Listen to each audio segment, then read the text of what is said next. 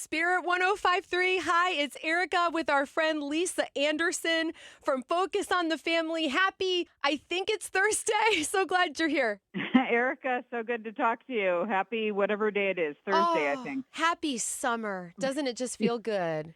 That too. It's amazing. Yes. Oh, well, I am so glad you're here because I'm afraid that I have become a smartphone zombie. How does this happen, Lisa? Well, good question. And I feel like I'm a chief offender as well. In fact, January of this year, I went on a digital detox. So I'm practicing this as well. But I think it's inevitable. I mean, basically, we are looking at a culture now averaging about 6 hours on smartphones a day. And the minute you start trending younger on that, it gets higher, as well as some studies showing that people are touching their phones up to 1,000 or more times per day. So we're talking about like actual appendages to our beings that we have become increasingly dependent on. So many great things to do with our phones, so many efficiencies. But, the propensity for addiction is huge. And as a result, we have to be mindful of what we're doing and how we're using them. Wow. Okay, so I have to ask you, you actually did the digital detox. What benefits came from doing that? I got to know. Yeah, so I'm still doing it. So Oh, it's been a process. You don't go like cold turkey on this. You don't okay. try to tackle every digital addiction in your life at once. You take, small steps. And so for me, it was two things. One, getting off of social media in the evenings. I have to do Oh. social for my job. So that's kind of where I live during the day and keeping up with young adults and all that I do with Boundless. But at the same time, the evenings, I could stay away from it and I had to find ways to make myself do that. The other thing was, and this is shocking and it was very difficult, I decided to turn my phone off completely on Sundays and actually have a Sabbath and try to make this work. And what surprised me the Huh. most about that was the people who tried to sabotage me in that endeavor, including my own sisters who were very offended that I would not be reachable on Sundays. And I had to have a Wow. hard conversation with them about, you guys got to help me in this. I'm trying to do this for good reasons. Yeah.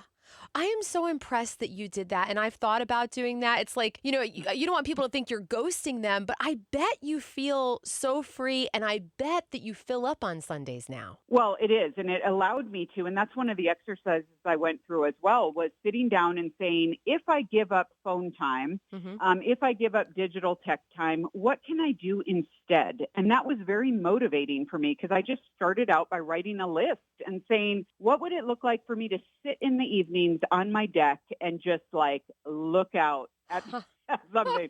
What would it look like for me to read the book that I've had on my shelf forever and instead like actually engage with real pages and do that instead? Mm. What would it look like for me to tackle that project that I've been saying I was going to do for the last 6 months? And so finding motivating reasons to quit the tech and at least take a pause from it Mm. was very helpful in me kind of moving the needle in that direction. What you just said about real pages, I feel like there's something medicinal about touching a book. It's like your blood pressure lowers, your heart rate drops a little bit, don't you think? Well, it's so true. And what's funny is, here I work with millennials and Gen Z every day.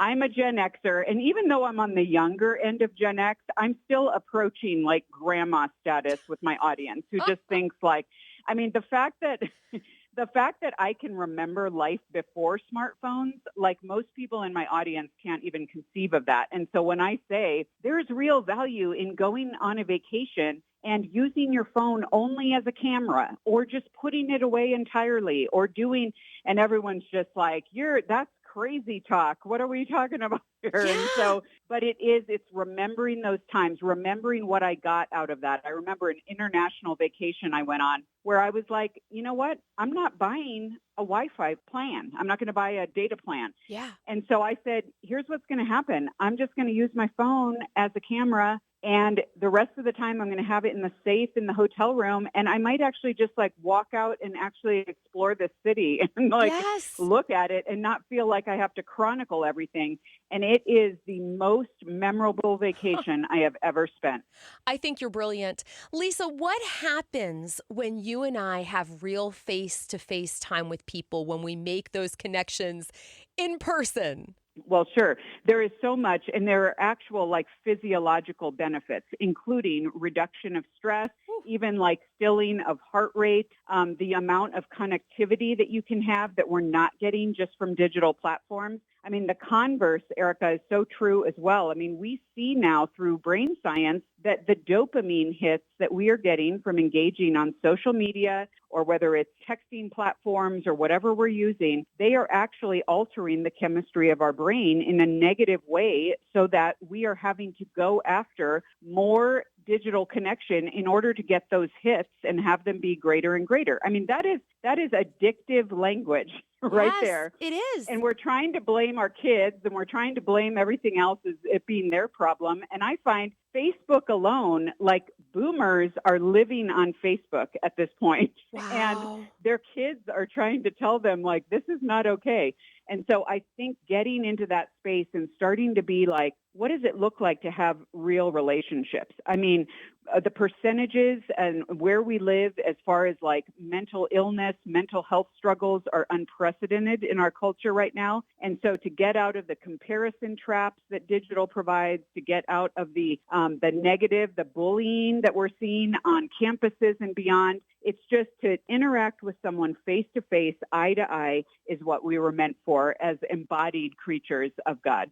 Lisa, this is why I love having you on the show. Lisa Anderson from Focus on the Family. It's so good to connect with you again. So privileged. Thank you so much. Come back soon. I appreciate you. Will do. Thanks so much, Erica.